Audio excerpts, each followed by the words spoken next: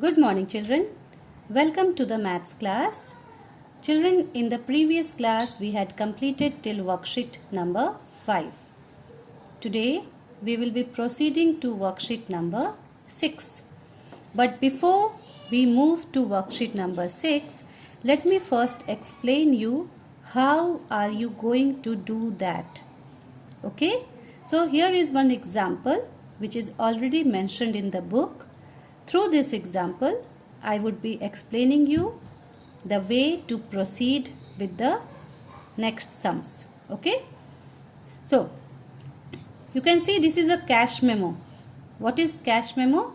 Cash memo is a receipt that shows that what items you have purchased from the shop, how many items you have purchased, at the same time what is the rate of per item, and if you have bought more than one item, then how the amount has to be mentioned. So this cash memo shows the complete detail of the things that you have bought, the price of those particular things, and the total amount that you have paid in that shop. Cash memo आप सबको ये जानकारी देता है कि सबसे पहले तो ये किस दुकान का है, किस दुकान से आपने सामान खरीदा है, किस दिन खरीदा है, कौन कौन से सामान खरीदे हैं, कितने सामान खरीदे हैं और हर सामान की कीमत क्या थी। अगर एक से ज़्यादा सामान अगर आपने लिया है तो उसकी कीमत कितनी हो गई और टोटल आपने कितना दुकानदार को पे किया है। Cash memo gives a complete explanation of all this.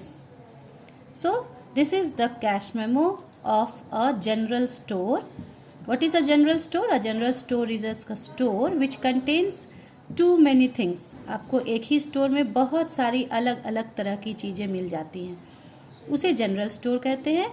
इस जनरल स्टोर का नाम था बिट्टू जनरल स्टोर.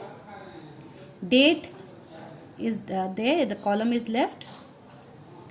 मेसर्स, यहाँ पे नाम होता है कि किसका है, किस कंपनी के अंदर है, ये नाम यहाँ पे मेंशन करते हैं. वो आप लोग को यहाँ पे डिटेल लिखने की ज़रूरत नहीं है, डेट तक ही सिर्फ सीमित रहना है. Now first one, first number, first serial, this is the first item, that is ball. Okay, the first one, what was that? Ball. कितने बॉल खरीदे गए? What is the quantity? 1. सिर्फ एक बॉल खरीदा गया. हर एक बॉल की कीमत क्या थी? रेट पर आइटम, मतलब एक बॉल की कीमत कितनी थी? What was the price of one ball? The price of one ball was 8 rupees 50 पैसे. So this is the column for rupees and पैसे. Where it is mentioned rupee, you will write 8.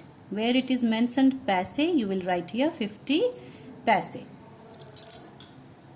Now come to next question, serial number 2, that is pencil. How many pencils were bought? 3 pencils were bought. कितने pencil खरीदे गए थे? 3 खरीदे गए थे. हर एक pencil की कीमत क्या थी? This is the price of per item. हर एक पेंसिल की कीमत क्या थी? 2 rupees. So what is the total price of 3 pencils? अगर एक पेंसिल की कीमत 2 रुपये थी तो 3 पेंसिल की कीमत कितनी होगी? So you will multiply 3 with ₹2. 3 2s are 6. तो 3 पेंसिल की कीमत हो जाएगी 6 रुपीज़. आपको अगर यहाँ पर वर्बली मल्टीप्लाई करने में प्रॉब्लम हो तो आप अपनी रफ कॉपी में साइड में ऐसे मल्टीप्लाई करके चेक कर सकते हैं.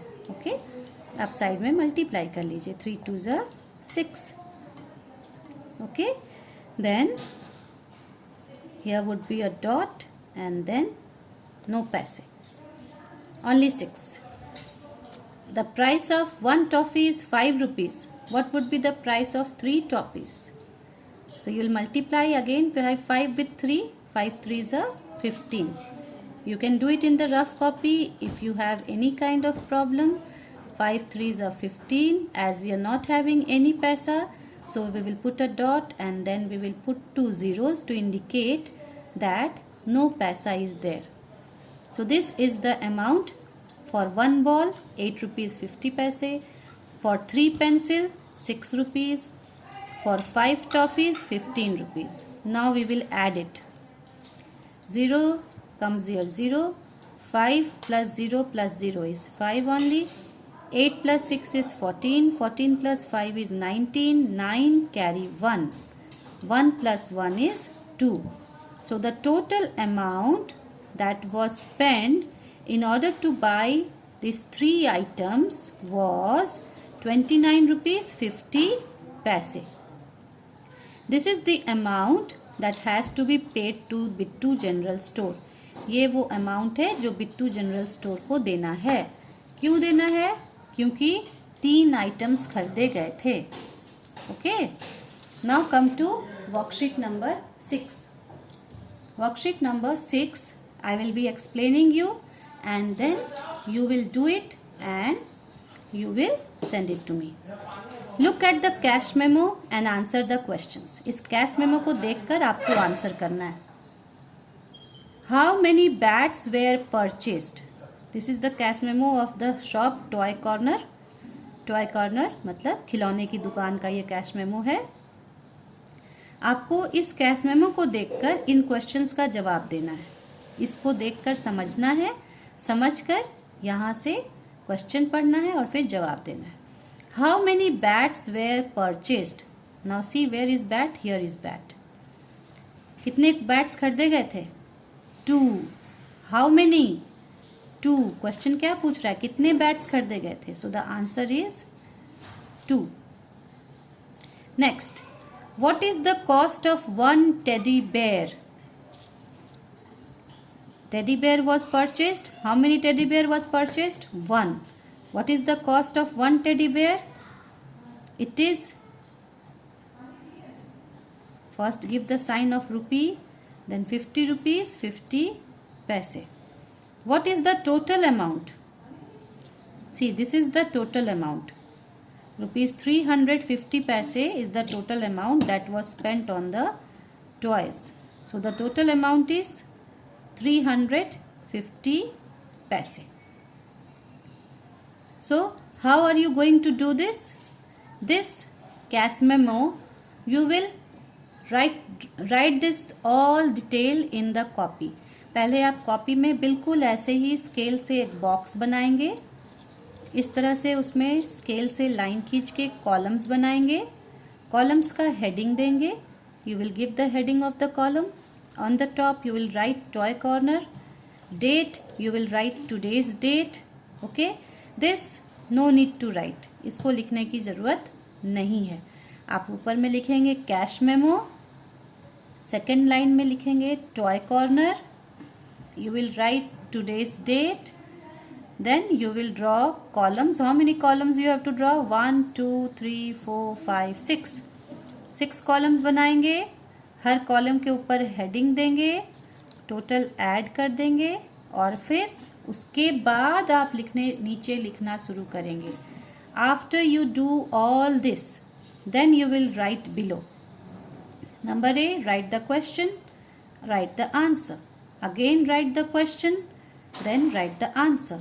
This way you will complete the cash memo. Where you have to do this? You have to do this in your copy. Where you have to do this? Again, this will be done in the copy. Now come to the next question. Question number 2. Look at the cash memo and answer the questions. This cash memo is of Agarwal Sweet Corner. Once again, you will draw this in your copy. Okay, write the heading, write cash memo, write Agarwal Sweet Corner, write the date, draw 6 columns 1, 2, 3, 4, 5, 6. हर column के ऊपर उसका heading देंगे. Serial number, items, quantity, rate per item, amount, rupees, पैसे. And then you will start here. First write the question, then write the corresponding answer. फिर आप question लिखेंगे, फिर उसका जो आंसर है वो लिखेंगे और इस तरह से इसे कंप्लीट करेंगे. पर कैश मेमो पहले कॉपी में बनाना है, उसके बाद ही क्वेश्चन आंसर शुरू करना है. Number 1, what is the name of the shop? So what is the name of the shop? Agarwal Sweet Corner. So you will write here Agarwal Sweet Corner. How many kilograms of barfi was purchased? See here. Barfi, how many kilograms? 2 kg. 2 kg of barfi was purchased. यहाँ लिखा है ना barfi 2 kg. ठीक है. What is the cost of 1 kg jalebi? See, this is jalebi. 1 kg jalebi was purchased. What is the cost of 1 kg jalebi? 65 rupees. So you will write here 65 rupees. As you have to mention rupee, you will give the sign of rupee. Okay. Then next and the last question. What is the total amount? So what is the total amount that you have to pay to Agarwal Sweet Corner? The total amount is rupees 855. Now the last question. Compute the following cash memos. In cash memos को आपको solve करना है. Now question number 1 and 2 that we have done just now. This is your class work. You will do it in your class work. And these 2 questions, number 3, this would be your homework. Okay. Compute the following cash memos. Jan Store. This is the cash memo of Jan Store. This is the date. Okay. Number 1. Sugar. 2 kg sugar was bought. And rate per item is 30 rupees. That means sugar, the cost of 1 kg sugar is 30 rupees.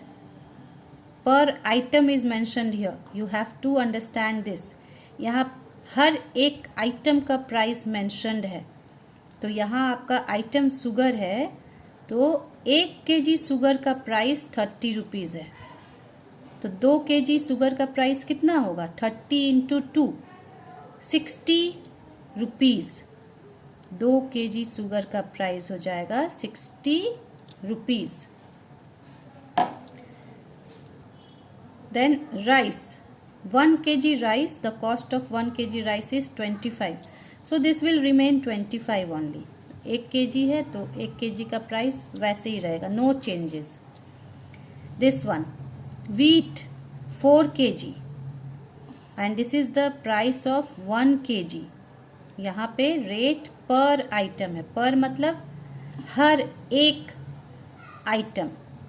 Okay. पर मतलब हर एक item का price यहाँ लिखा हुआ है. तो 20 rupees is the price of 1 kg wheat. 20 rupees 1 kilo आटा का कीमत है. तो 4 किलो आटा का कीमत क्या होगा? What would be the price of 4 kg wheat?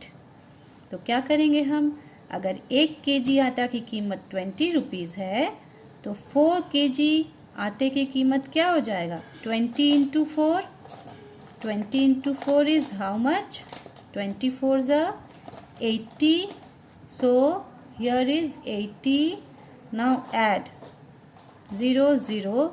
5 plus 0 plus 0 is 5. 6 plus 2 is 8. 8 plus 8 is 16.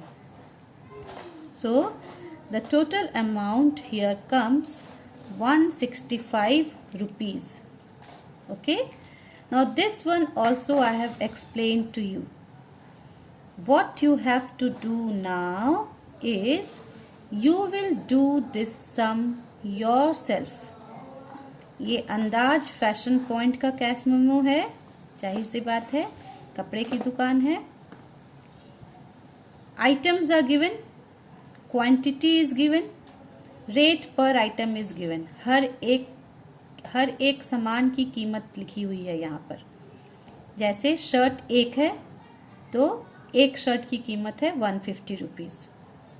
Sari 2 है, 1 साड़ी की कीमत है 250 rupees. This is the price of 1 sari. So 2 sari की कीमत कितनी होगी? उसे आपको फिर यहाँ पे कैलकुलेट करके लिखना है। जीन्स 1 है तो जीन्स तो 1 है तो इसका प्राइस वही रहेगा। शर्ट और जीन्स का प्राइस वही रहेगा क्योंकि दोनों 1 है, लेकिन साड़ी का प्राइस ज़्यादा होगा क्योंकि एक साड़ी की कीमत 250 है तो 2 साड़ी की कीमत क्या होगी ये आपको पता लगाना है। After writing the amount you will finally right the total amount. Okay, so complete the work. This is your homework. After doing it, send it in the group. Thank you.